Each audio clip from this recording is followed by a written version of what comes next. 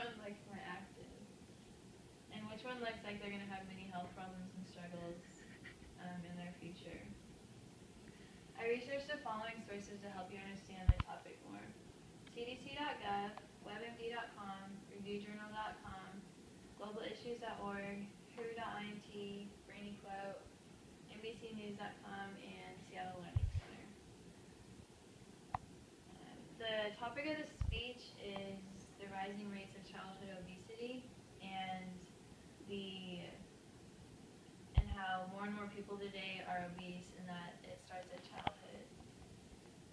The solution that I am proposing is that children would be more active in school than at home, and that it all starts with their parents, and that the parents should live a healthy lifestyle so they can then impact their children to live a healthy lifestyle. CDC.gov says childhood obesity had more than doubled in children and quadrupled in adolescents in the past 30 years. And this obesity problem causes many diseases and is much harder for children to lose weight in the future. The most common cause of obesity are genetic factors, lack of physical activity, unhealthy eating patterns, or a combination of these factors. And WebMD also says about 17% of kids and teens ages 2 to 17 are now obese.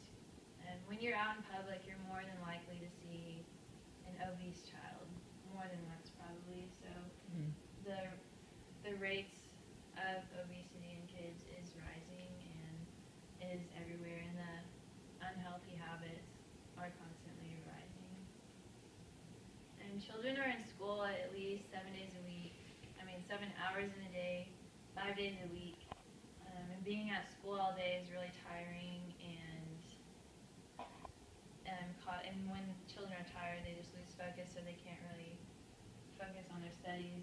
And so, reviewjournal.com, according to a recent study, 44% of schools have cut back on physical education in recess to concentrate on reading and mathematics. And physical education classes in recess are there so children can be active, and when they are active and running around, it wakes their brains up and improves brain health and will help them concentrate more. So I think that schools should not cut back on physical education classes because children are getting tired and they aren't paying as much attention in class as they could. There are many effects of obesity, many health problems that rise from when they're an overweight child and growing up. If they're at more risk of developing heart disease, diabetes, and will have problems with fertility. And I believe that it's harder to do just everyday things for an overweight person as it is for a fit person, which isn't very fun for that overweight person because they can't fully function. WebMD also says that overweight people are more prone to develop stress, sadness, and have low self-esteem.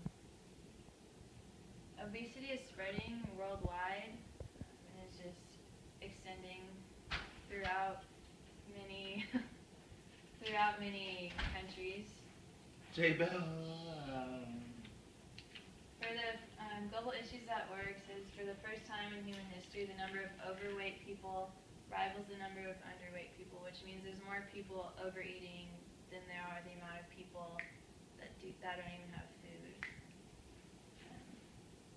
And if the parents are obese, it's more than likely that the child is going to be obese. It's really rare for an obese parents to have non-obese children. It's just how they live their life and how they impact their children. Who.int says more than 40 million children under the age of 5 were overweight or obese in 2012, which is a lot. And the main consequence of obesity is death, because there's many diseases that are caused by obesity-related problems, and all those diseases lead to death. Judy Davis says that this might be the first generation where kids are dying at a younger age than their parents, and it's really related primarily to the obesity problem. In another study that was done by Ryan Masters, he found out that obesity is the cause of 20% of deaths among women and 15% of men. So there is a solution to this. I challenge parents to live a healthy lifestyle, have healthy eating habits, learn more about nutrition, so then they could teach their children what's good to eat and how to be active, and not let their children just sit inside all day and be inactive and eat fast food and junk food all the time. Schools, I'm also proposing that schools keep PE classes in recess and add more time for exercise during school, and also add health classes that teach them how to make healthy decisions on their own. And I believe that the change starts at home with the parents. So again, if for an overweight child, there's not much hope for them to not be overweight in the future. They're at there's more of a chance for them to be overweight in the future. And parents just really need to change their lifestyle and realize that the way they're eating and the way that they're teaching their kids how to eat is killing them and their kids, because obesity just leads to disease and death.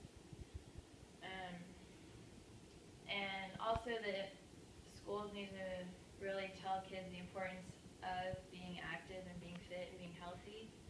And it just wakes kids up and improves, PE just wakes the brain up and improves brain health. And a TEA study released last year in Texas involving 2.6 million children tested in the 2007-2008 school year indicated that physically fit students are more likely to perform better on standardized tests, have better attendance, and fewer disciplinary troubles in school.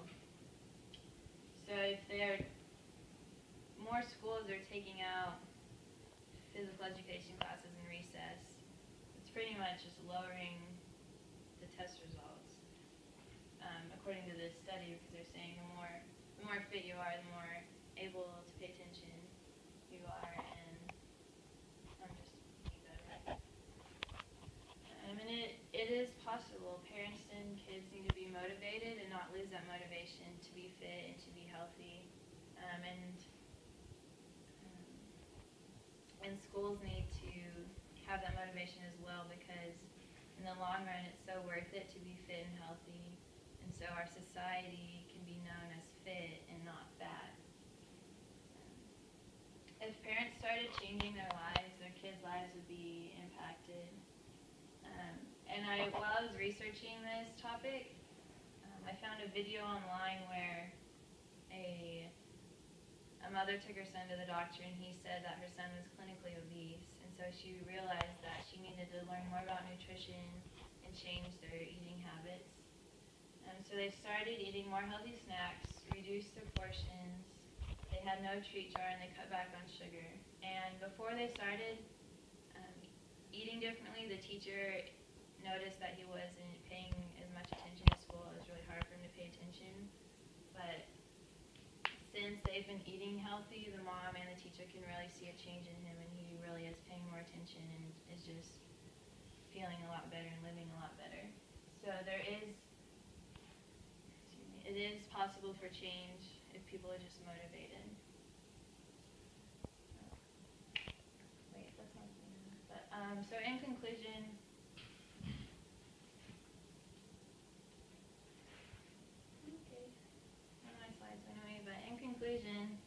the problem is the rising rates of obesity, and parents and children need to change their lifestyle and eat healthy. And the solution is for parents to change their lifestyle so they can impact their kids, and for schools to add more physical education classes and health classes and more recess, and put as much importance on being active in PE classes as they do as math and English. So society can start being fit and healthy and not be known